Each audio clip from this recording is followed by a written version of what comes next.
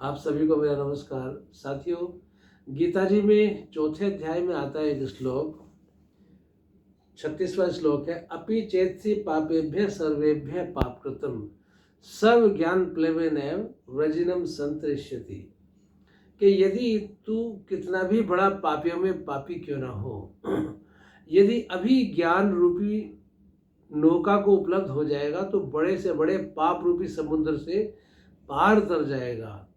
इसका थोड़ा सा सुनने में अजीब लगता है, क्योंकि वही गीता जी जो एक तरफ उपदेश देती हैं कि जो कर्म किए उसका फल तो भुगतना पड़ेगा, कर्म भोग, कर्म फल और भोग आदि ये सब साथ साथ चलते हैं। दूसरी ओर गीता जी कह रही हैं कि यदि पापियों में कितना भी बड़ा पापी क्यों ना हो, अभी यदि ज्ञान रूपी नौका को में तू बैठ जाएगा, सवार हो जाएगा, तो अभी इस पाप रूपी समुद्र से पार हो जाएगा।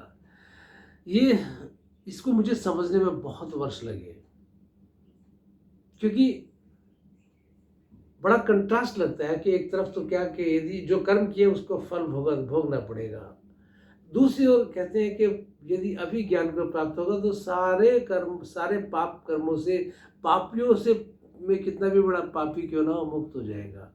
साथ ही इसको मैंने थोड़ा सा दूसरी तरीके से समझा। वो ये सही तरीका जो समझ मुझे आया वो ये है कि हम लोग विस्मृत हैं, हम लोग स्मृति लोप हमारा हो चुका है। हम विस्मृत हैं कि हम कौन हैं। हम अपने आप को देह समझे बैठे हैं, हम अपने अपने आप को संबंध, अपने आप को साधन समझे बैठे हैं।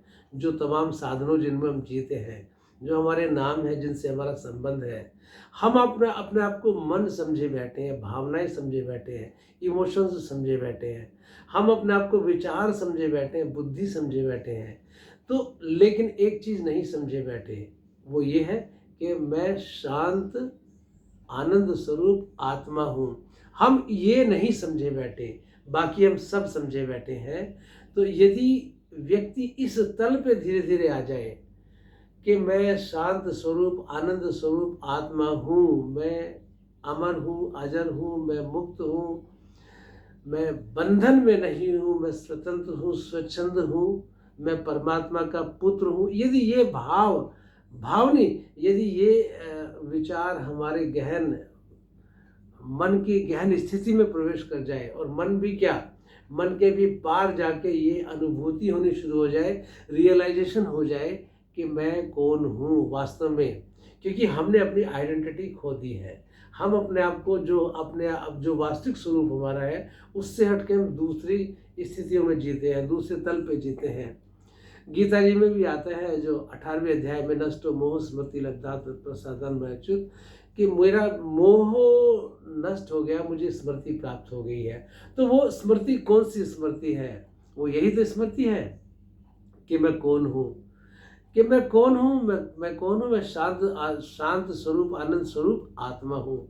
ये बात केवल विचारों तक न रहे, विचारों तक रहेगी तो मन पे अटक जाएंगे। ये बात केवल बुद्धि तक न रहे, बुद्धि तक रहेगी तो हम संशय में पड़े रहेंगे, है कौन, क्या है। ये हमारे प्राणों से उठे, ये हमारी गहन, हमारे मन, हमारी गहनता से उठे, हमारे हृदय के आकाश से उठे, जिसको हृदय आकाश बोलते हैं। ये आवाज़ उठे, ये भाव हमारा समाहित हो जाए, क्या, कि मैं कौन हूँ। यानी दुनिया में कुछ भी हो जाए, कहीं कितना भी बड़ा परिवर्तन हो जाए, कितनी बड़ी हानि हो जाए, कितना बड़ा सुख प्राप्त हो जाए, हम यदि सम हो जाए धीरे धीरे। क्यों सम कैसे हो सकते हैं? कि जब हम अपने आप को मन, शरीर और बुद्धि से उठ के आत्मा समझेंगे तो हम कहीं भी नहीं उलझेंगे, हम स्वतंत्र स्वच्छंद रूप में, स्वरूप में आ जाएंगे। तो ये जो भाव है हमारे, ये भाव केवल भाव न हो कि ये हमारे अंतःकरण से, प्राणों से निकलने वाली एक आवाज़ हो जाए, और ये ऐसा हो जाए, होने लगे कि मैं कौन हूँ। तो बाहर कितने भी परिवर्तन क्यों ना आए, कितने भी चेंजेस क्यों ना आए, हम भीतर से स्थिर रहते हैं, हम भीतर से परिवर्तित नहीं होते। जो ऐसा योग में स्थित व्यक्ति, जो पुरुष होता है, वो योग स्थित होता है, स्थित प्रज्ञ होता है।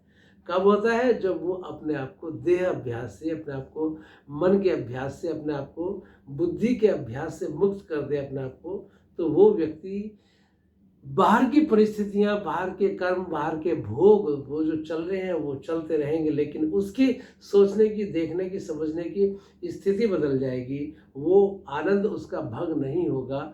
वो जो परिवर्तन आएगा, यदि आता भी है तो वो अस्थायी होगा, थोड़ी देर के लिए होगा। उसका स्थायी भाव केवल एक होगा कि मैं योग स्थित हूँ, मैं आत्मस्थित हूँ, मैं आनंद हूँ, मैं प्रेम हूँ, मैं शांति हूँ, मैं संतोष हूँ, मैं शिवरूप हूँ। तो ये जो परिवर्तन जब आ जाता है तो फिर जो बाहर के जो परिवर्तन है, जिसको कर्म, फल, भोग ये सब बोलते हैं, तो व्यक्ति इनसे ऊपर उठ जाता है, एक आनंद की स्थिति में आ जाता है। इसी को योग स्थित बोलते हैं। इसी को ज्ञान योग में ज्ञान योग की उपलब्धि बोलते हैं। इसी में कर्म योग सधने लगता है। इसी में व्यक्ति समर्पित होकर भक्त भाव से अपने आप को समर्पित प्रभु को करते हुए, अपने भोगों को भोगते हुए, आनंद को अपने स्थायी बनाते हुए आनंद में जीता है। तो वो पाप मुक्त हो जा, वैसे नहीं होता बाहर से देखने में। बाहर से देखने में तो लगेगा कि यार ये तो परेशान है, ये वो, लेकिन भीतर की जो इसकी स्थिति होगी वो आनंद की होगी, क्योंकि हम अपनी परिस्थितियों को बाहर से एक सीमा तक बदल सकते हैं। कई बार हमें संतोष करना होता है कि जैसी प्रभु इच्छा, जैसी हरि इच्छा। तो बाहर की परिस्थितियों को परिवर्तन एक स्थिति तक कर सकते हैं, लेकिन वास्तव में जब भीतर से हम सध जाएंगे, भीतर से हम बंध जाएंगे इस प्राणों के इस भाव के साथ कि मैं आत्मा हूँ, मैं शांत स्वरूप, आनंद स्वरूप, परमात्मा का वो अंश, वो आत्मा हूँ, तो हम इन पाप कर्मों से मुक्त होते हुए अपने आप को पाएंगे। नमस्कार। ओम शांति शांति ओम।